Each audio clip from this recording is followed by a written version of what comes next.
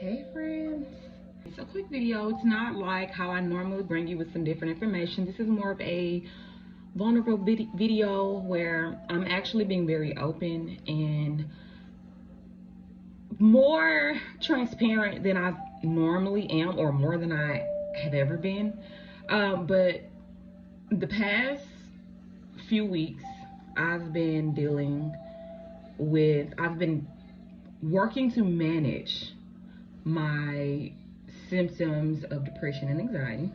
I'm saying this to just say that there is a heavy energy that I can see worldwide, and just kind of letting people know that they're not alone. We're all in some type of situation where we are really doing the best that we can. And for me personally, I'm honestly in a space that I've never been in before, and I really wish that I could explain it better than that, but that is how I can explain it. I'm in a new level in my life where it feels different, and I'm having trouble coping with that. Most times when my anxiety and depression start to show up in my life, it's because I'm resisting the change. I'm not going with the flow. I'm kind of asking a lot of questions. There is a sense of needing to approve what's about to happen.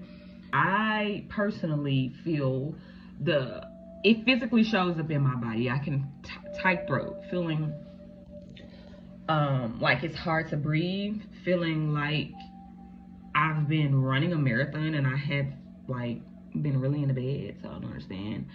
But I say all this because depression and anxiety can make you feel like this is it. Like, I don't want to do this anymore. I don't want to, it's exhausting to be in that state of mind. And it can really that energy can really feed into your negative thinking and negative thoughts. And the more negativity that we feed into, we will eventually find ourselves releasing stress hormones into our body. And it's so hard to bounce back. But this is the thing. We don't always know what's about to happen, and we can't predict what's about to happen. We cannot change anything that has happened. All we can do is be present in the moments that we're in right now. How can I move forward? How can I forgive myself? Sometimes it means sitting there for a few days and sitting on the emotion, not making any moves, but just feeling your way through the emotion, not saying I shouldn't be feeling bad, or I should. Just let yourself feel it. Let yourself feel it. And when you get done feeling it, then we can move forward and we can know like how we want, what do we want to feel now. I equate everything with being a good mom. And it's as simple as you lose your job, you a bad mama.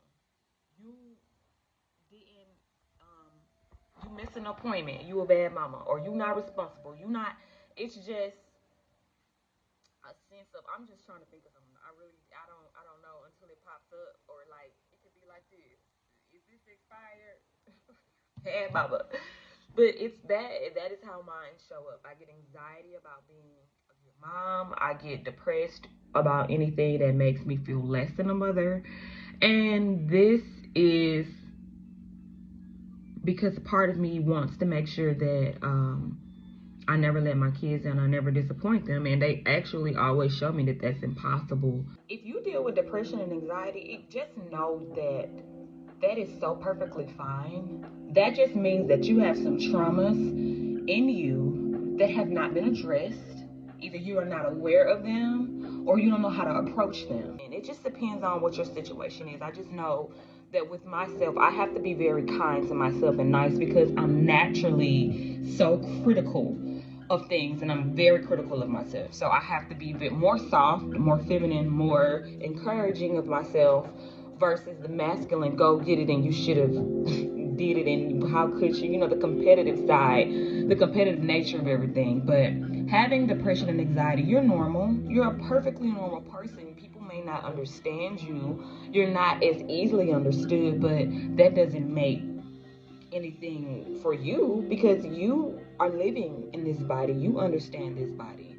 But a message that I got when I was like just down and out on the couch, bummed out, sad, just ready to eat it all, was you gotta fight back. You gotta fight back. We get depressed and anxiety hits us because we're not fighting back. We're slowly giving into the things that we've somehow told ourselves that weren't true. Someone else told us that weren't true. Something that's happening around us. We're believing what we're seeing in the physical and not really trusting our intuition. You have got to fight back. Energies of anxiety and depression are so strong. They're so heavy. And as a person who deals with it, I know. So when I see a person lose a fight in their anxiety and depression, it is so heartfelt to me because I know what that feels like. I know how it feels to be like I can't fight anymore. But you have got to fight back. Every single time you fight back, you are literally opening more doors. You're breaking generational curses. You're doing things. You're making your little inner child just so proud because now your kids don't have to deal with it. Now you can heal other people who are dealing with it. You can spread the message to the world, but you have got to fight back. And if you have to stay down for a little bit, it's okay. But just know you have got to fight back.